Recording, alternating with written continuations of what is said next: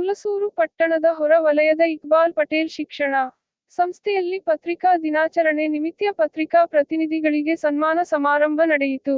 ಡಾ. ಗವಿಸಿದ್ದಪ್ಪ ಪಾಟೀಲ ಅಭಿಮತ ಪತ್ರಿಕಾ ದಿನಾಚರಣೆ, ಪತ್ರಕರ್ತರಿಗೆ ಸನ್ಮಾನ. ಪತ್ರಕರ್ತರಿಗೆ ಸರ್ಕಾರ ಮಾಶಾಸನ ನೀಡಲಿ. ಪತ್ರಕರ್ತರು ಅನೇಕ ಕಷ್ಟಗಳ ಮಧ್ಯೆ ತಮ್ಮ ಕೆಲಸವನ್ನು ನಿಷ್ಠೆಯಿಂದ ಮಾಡುತ್ತಾರೆ. ಆದರೆ ಅವರಿಗೆ ಯಾವುದೇ ವೇತನ ಇರುವುದಿಲ್ಲ. ಸರ್ಕಾರ ಪತ್ರಕರ್ತರಿಗೆ ಪ್ರತಿ ತಿಂಗಳು ಮಾಶಾಸನ ನೀಡಬೇಕು ಎಂದು ಸಾಹಿತಿ ಡಾ. ಗವಿಸಿದ್ದಪ್ಪ ಪಾಟೀಲ್ ಹೇಳಿದರು. ಪಟ್ಟಣದ ಹೊರ ವಲಯದ ಇಕ್ಬಾಲ್ ಪಟೇಲ್ ಶಿಕ್ಷಣ ಸಂಸ್ಥೆಯಲ್ಲಿ ಸೋಮವಾರ ಏರ್ಪಡಿಸಲಾದ ಪತ್ರಿಕಾ ದಿನಾಚರಣೆ ನಿಮಿತ್ತ ಪತ್ರಿಕಾ ಪ್ರತಿನಿಧಿಗಳಿಗೆ ಸನ್ಮಾನ ಸಮಾರಂಭದಲ್ಲಿ ವಿಶೇಷ ಉಪನ್ಯಾಸವನ್ನು ಹೇಳಿ ಮಾತನಾಡಿದರು. ಮೊಟ್ಟ ಮೊದಲ ಬಾರಿಗೆ ರಾಜ್ಯದ ಮಂಗಳೂರಿನಲ್ಲಿ 1843 ರಲ್ಲಿ ಸಮಾಚಾರ ಎಂಬ ದಿನಪತ್ರಿಕೆ ಪ್ರಾರಂಭವಾಗಿದ್ದು, ಅಲ್ಲಿನಿಂದ ಇಲ್ಲಿಯವರೆಗೆ ಪತ್ರಿಕಾ ರಂಗ ನಿರಂತರ ಸೇವೆ ಮಾಡುತ್ತಾ ಬಂದಿದೆ. ಗ್ರಾಮೀಣ ಭಾಗದ ವರದಿಗಾರರಿಗೆ ಸಾಕಷ್ಟು ಸಮಸ್ಯೆಗಳಿದ್ದು, ಸರ್ಕಾರ ಆದಷ್ಟು ಬೇಗನೆ ಇವರಿಗೆ ಸೌಲಭ್ಯಗಳನ್ನು ನೀಡಬೇಕು ಎಂದರು. ನಮ್ಮ ತಾಲೂಕು ಪತ್ರಕರ್ತರು ಯಾವುದೇ ಪಕ್ಷಪಾತ ಮಾಡದೆ ಒಳ್ಳೆಯ ಸುದ್ದಿ ಪ್ರಕಟಿಸುತ್ತಿರುವುದು ಸಂತಸ ತಂದಿದೆ. ತಂತ್ರಜ್ಞಾನದ ಯುಗ ಆರಂಭವಾಗಿದೆ. ವಿದ್ಯಾರ್ಥಿಗಳು ಪ್ರತಿ ದಿನ ಬೆಳಗ್ಗೆ ಪತ್ರಿಕೆಗಳನ್ನು ಓದುವುದರಿಂದ ಜ್ಞಾನ ವೃದ್ಧಿ ಆಗುತ್ತದೆ ಎಂದರು. ಸರ್ಕಾರ ಮತ್ತು ಜಿಲ್ಲಾಡಳಿತ ತಪ್ಪಿದಾಗ ಪತ್ರಿಕಾ ರಂಗ ಅದನ್ನು ಗುರುತಿಸುವ ಕೆಲಸ ಮಾಡುತ್ತಿದೆ. ಪತ್ರಕರ್ತರು ಪ್ರಾಮಾಣಿಕವಾಗಿ ಸತ್ಯಾಸತ್ಯತೆಯನ್ನು ತಿಳಿದು ಒಳ್ಳೆ ಸುದ್ದಿಗಳನ್ನು ಪ್ರಕಟಿಸಬೇಕು ಎಂದರು. ಬೇಲೂರು ಮುರಲಿಂಗಪ್ಪದ್ದಿ ಮಠದ ಪೀಠಾಧಿಪತಿ ಶ್ರೀ ಪಂಚಾಕ್ಷರಿ ಸ್ವಾಮೀಜಿ ಮಾತನಾಡಿ, ಪತ್ರಕರ್ತರು ಮಳೆ, ಗಾಳಿ, ಚಳಿ ಅನ್ನದೆ ಸಮಾಜಕ್ಕಾಗಿ ಹಗಲಿರುಳು ದುಡಿಯುತ್ತಾರೆ. ಅಂತವರನ್ನು ಗುರುತಿಸಿ ಪ್ರೋತ್ಸಾಹಿಸುವ ಕೆಲಸ ನಮ್ಮದಾಗಿದೆ. ಸಾಮಾನ್ಯ ಜನರ ಕಷ್ಟಗಳನ್ನು ಅರಿತು ಬಡವರ ಮತ್ತು ಹಿಂದುಳಿದವರ ಬದುಕನ್ನು ಅರಿತು ಸಮಸ್ಯೆ ಸುದ್ದಿಗಳ ಮೇಲೆ ಹೆಚ್ಚು ಬೆಳಕು ಚೆಲ್ಲಬೇಕು ಎಂದರು.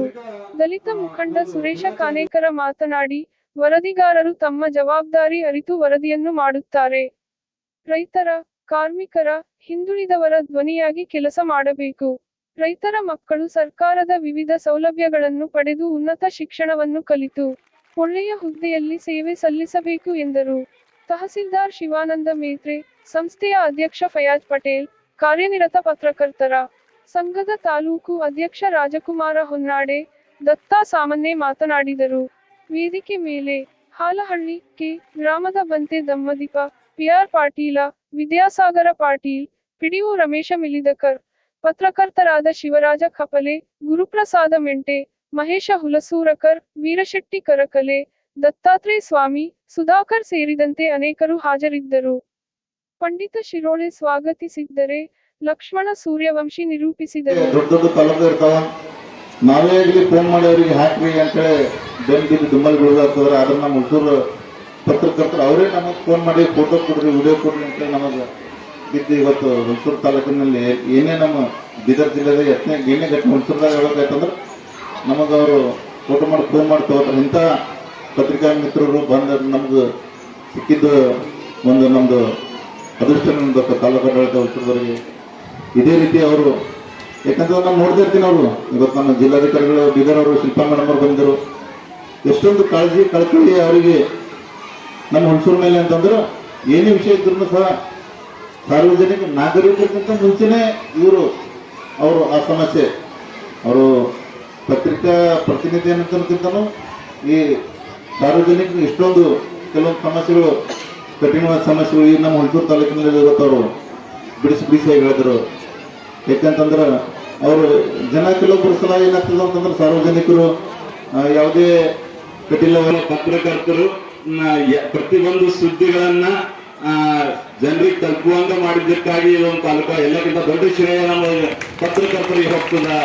ನಮ್ದು ಈ ಒಂದು ಹುಣಸೂರಿನಲ್ಲಿ ನಮ್ಮಂತ ಶಿಕ್ಷಣ ಸಂಸ್ಥೆಗಳು ಹಾಗೂ ಶಿಕ್ಷಣ ಅಭಿವೃದ್ಧಿಯೂ ಕೂಡ ಆಗ್ಲಿಕ್ಕೆ ಪತ್ರಕರ್ತರೇ ಮುಖ್ಯವಾದ ಕಾರಣ ಅನಿಸ್ತದ. ಹೀಗಾಗಿ ನಮ್ಮ ಯಾವುದೇ ಒಂದು ಸುದ್ದಿ ಆಗಲಿ, ಅದು ಶಿಕ್ಷಣದೇ ಆಗಲಿ ಅಥವಾ ಸಾಮಾಜಿಕ ಕಾಳಜಿಯ ಯಾವುದೇ ಒಂದು ಆಚರಣೆಯನ್ನ ಮಾಡ್ತಾ ಬಂದಿದ್ದೇವೆ. ಈ ಜುಲೈ 1 ಹೋಗಿ ಇವತ್ತು ಆಗಸ್ಟ್ ತಿಂಗಳಲ್ಲಿ ನಾವೆಲ್ಲರೂ ಕೂಡ ಇದ್ದೇವೆ. ಅಂದ್ರೆ ಒಂದು ತಿಂಗಳ ಆದ ನಂತರ ಹುಣಸೂರಿನಲ್ಲಿ ಪತ್ರಿಕಾ ದಿನಾಚರಣೆಯನ್ನ ಆಚರಿಸಬೇಕು ಅಂತಂದೇಳಿ ಉರುಲಿಂಗಪೇಟೆ ಮಠದ ಪೂಜ್ಯ ಪಂಚಾಕ್ಷರಿ ಸ್ವಾಮೀಜಿಗಳು ನನ್ನೊಂದಿಗೆ ಮಾತನಾಡಿದರು.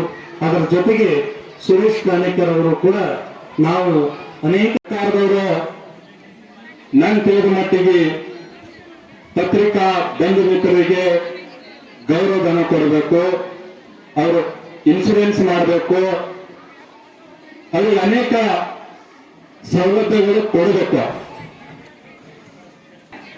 ಇವತ್ತು ದಿಲ್ಲಿಯಲ್ಲಿ ಪಾರ್ಲಿಮೆಂಟ್ ನಲ್ಲಿ ನಡ್ತಕ್ಕಂಥ ವಿಷಯಗಳು ಯಾರಾದರೂ ತೋರಿಸ್ತಾರ ಅಂದ್ರೆ ಅದು ನೀವು ಮಾತ್ರ. ಇವತ್ತು ಕಾನೇಕರ್ ಸಕ್ಕರೆ ತೋರಿಸ್ಲಿಕ್ಕಾಗಲ್ಲ. ಹಳ್ಳಿಯಲ್ಲಿ ಪ್ರತಿಯೊಬ್ಬರ ಮನೆಗೆ ನಿಮ್ಮ ಪತ್ರಿಕೆ ಹೋಗುತ್ತೆ. ಇವತ್ತು ಕರ್ನಾಟಕ ರಾಜ್ಯದಲ್ಲಿ ವಿಧಾನಸೌಧದಲ್ಲಿ ಏನಾಗ್ತಾ ಇದೆ ಅನ್ನೋದು ತಾವೇ ಹೋಗ್ಬೇಕಾಗ್ತದೆ. ಅದಕ್ಕ ಪತ್ರಿಕೆ ನಡ್ಸ್ಕೊಂಡು ಹೋಗೋ ದೊಡ್ಡ ಕಷ್ಟ ಇದೆ. ಯಾಕಂದ್ರೆ ನೀವು ನೇರವಾಗಿ ಕಾನೇಕರ್ ಸಾಹೇಬರ ವಿರೋಧ ಬರೆದರ ನೀವು ದುಶ್ಮನ್ರೇ ಆಗ್ತೀರಿ. ಕಾಲ್ಮಾನ ಈ ತರ ಬಂದಿದ್ದೆ. ಮೊದಲು ದಯವಿಟ್ಟು ನಾವು ಆ ವಿಷಯವನ್ನು ಬದಿಗಿಟ್ಟು ಖಂಡಿತ ಚಂದ ಹೌದಲ್ಲ. ಗಿಡಿಗೆ ಗುಪ್ಪುರ ಚಂದ, ಗಿಡಕ್ಕೆ ಹೂವು ಚಂದ. ನಮ್ಮ ನಿಮ್ಮ ಅನಿಸಿಕೆಗಳನ್ನ ಜನರ ಮುಂದೆ ತಲುಪಲಿಕ್ಕೆ ಪತ್ರಿಕಾ ರಂಗವೇ ಚಂದ ಅಂತ ನನಗೆ.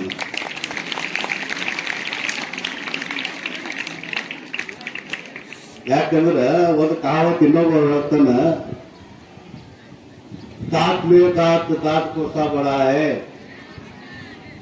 दांत में दांत कोसा बड़ा है, बेटा कोसा बड़ा है, फूल कोसा बड़ा है।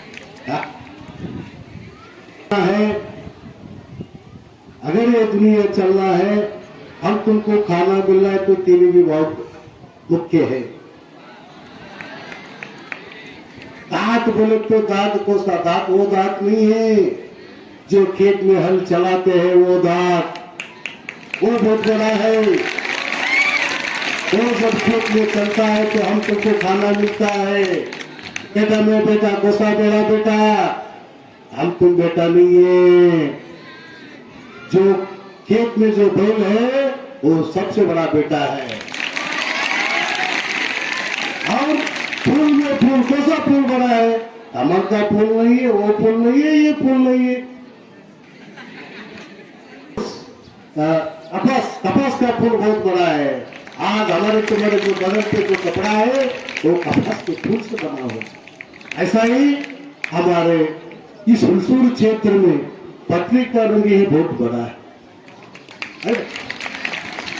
ऐसा यहाँ के अंदर ರಾಜಪ್ಪ ನಂದಡವರಂದರು ಕ್ಷೇತ್ರ ಶರಣಬಾಬ ಏನೋ ಅದಕ್ಕೆ ಯಾರು ಪತ್ರಿಕಾ ದಿನಾಚರಣೆ ಮಾಡಿಲ್ಲ ಅಂದ ಮಾತಾಡ ಅಲ್ಲ.